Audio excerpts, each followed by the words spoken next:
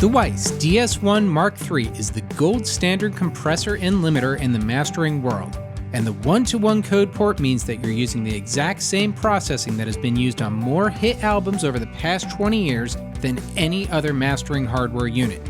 In order to demonstrate how each section works with the ultra-transparent DS1, we are going to use a drum loop rather than a full mix so that our adjustments are more obvious as we apply them. And we'll start by turning our threshold down until we see and hear some compression.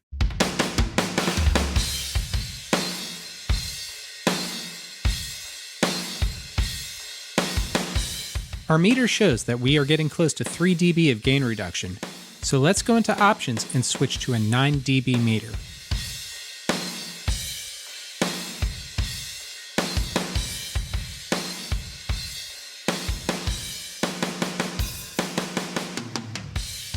We can adjust our compression ratio from 1:1 to an extreme 1000:1 limiting setting.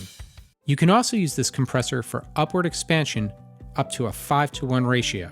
This can add energy and transients back to a mix that was overcompressed.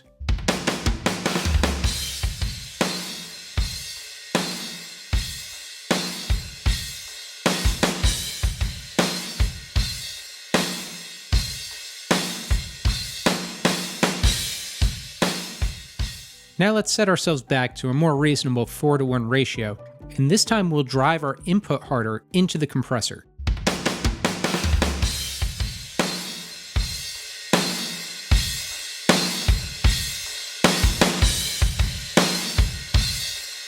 Using the soft knee knob, we can alter the onset of our compression to either be instant or gentle. Let's exaggerate them with a hard knee.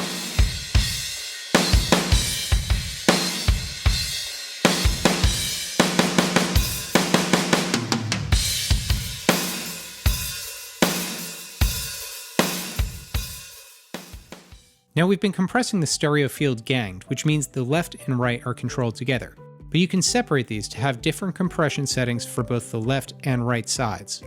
You also have the ability to set 2 totally different settings using the A and B selector. This allows you to compare different settings on the DS1. Make sure to set your attack so you preserve the transients in your mastering session.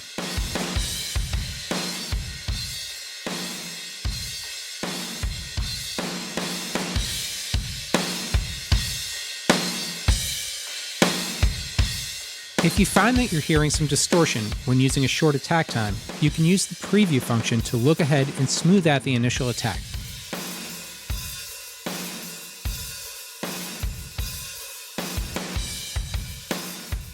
If we jump ahead to the release, we notice that there is a fast and a slow release setting. Think of the fast release as being the initial release of the peaks that are caught, and the slow as being the RMS or average level release. Let's switch to the new waveform view and see how the fast and slow release affects our audio.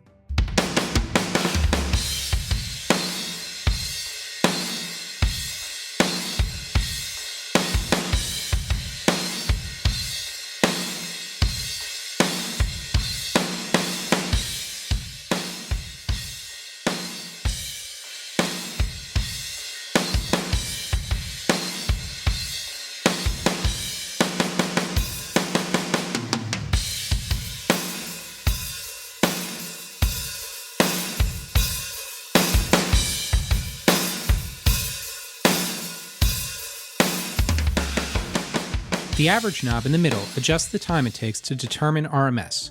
In use, this can make the compression sound like it emulates a modern or vintage-style opto-compressor release setting.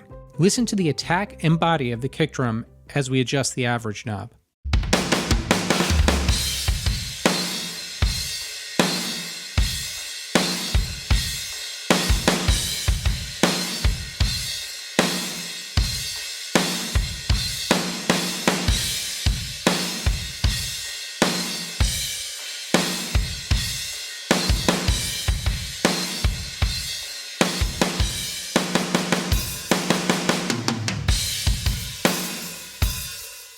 Last is our release delay.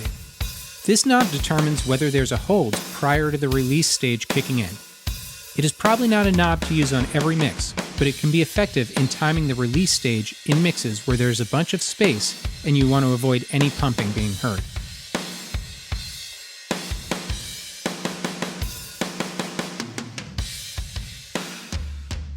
Now the DS1 is also referred to as a de-esser, and this refers to the band selective mode. However, you will quickly see that this mode can do a ton more than just de-essing. But starting as a de-esser, let's select a high-pass filter and then use our monitor button to target the cymbals.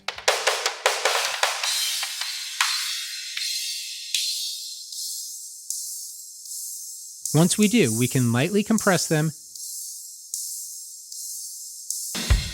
and then use the gain makeup to boost or reduce the level of the entire frequency range that we selected.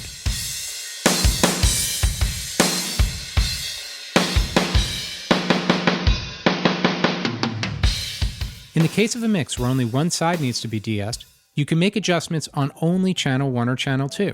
Using the bandpass, we can set the bandwidth and frequency to target a vocal or a snare and adjust and compress the relative volume of specific elements within the stereo mix. Make sure to take advantage of the monitor button to hear what you are affecting. Now once again, the gain makeup can adjust the balance of this band from the entire mix.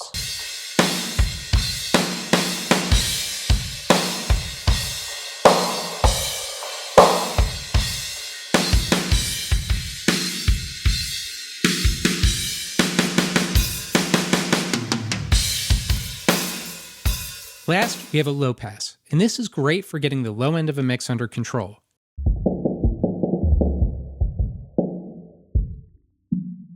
We can boost the energy of a kick drum, or almost remove it entirely.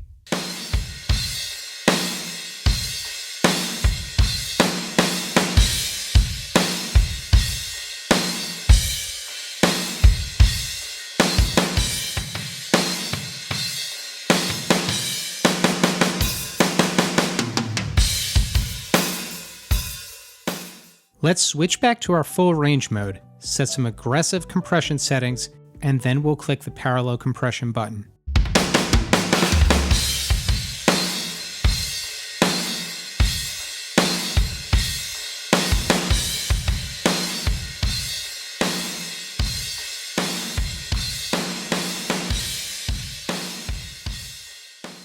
Now, by turning the gain makeup knob clockwise, we can mix the compressed signal back into the dry signal.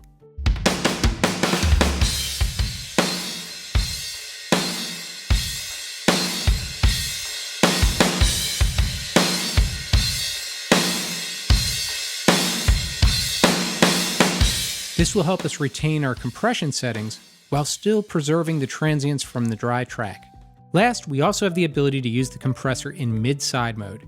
In this mode, channel 1 becomes the mid and channel 2 becomes the side. We can adjust their relative levels. Let's start by removing the mid, and we'll turn the threshold down on the sides.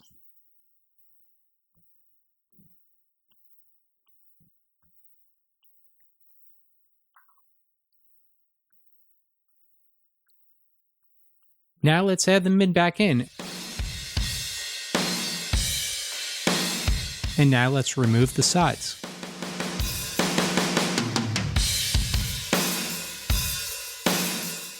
Maybe leave the kick and snare nice and punchy, but then compress the sides or bring them up for a nice stereo room sound. Or de-ess the vocal in the mid, but then leave the sides alone. There's a lot of great options when working in mid-side. Now let's use the super transparent limiter to increase apparent loudness of your master while still preserving the dynamics in a way that no other product can. First, set your output gain so that your final product is delivered properly for different formats.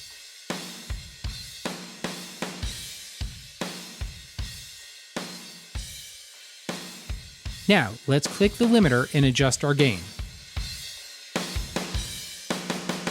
We can see on the left meter that we are starting to limit the signal. We have the original DS1 limiter, but we've also added two new limiting algorithms, a Type 1 and True Peak Type 2.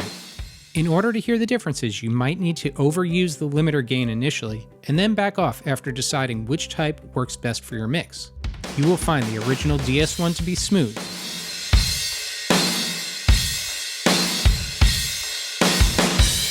Type 1 will be punchy.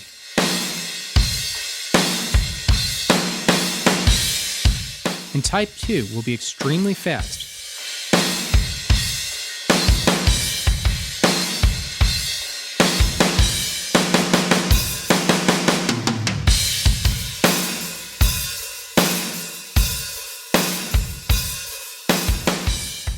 For those of you looking to take your mastering workflow even further, there's a ton of other options available to customize the DS1 to suit your track. And after all this, the DS1 comes bundled with 3 additional products: the Weiss Compressor Limiter, the de-ess, and the MM1 Maximizer. These 3 modules help to target specific tasks using the grade processing from the DS1 and even let you use mastering grade processing within a mix session. Demo the Weiss DS1 today and take your mastering to the gold standard level.